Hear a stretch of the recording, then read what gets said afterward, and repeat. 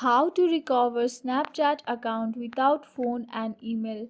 Hello everyone, this is a Hazel here to assist you today. Without any delay, let's get started.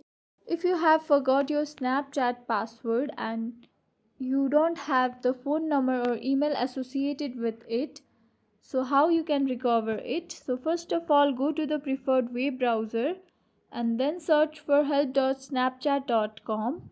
Then scroll down to and tap on contact us. So here you have to select I can't access my account and select I forgot my password. Then here you'll get a contact form. So you just have to provide here your username of the Snapchat account and your active email ID, your active phone number, and here at the description you just have to clearly mention that you have forgot your Snapchat account password and you don't have the email or phone number associated with it.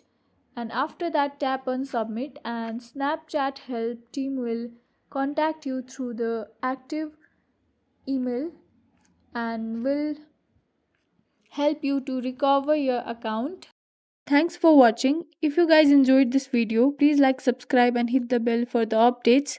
That's all for now and I'll catch you in the next one.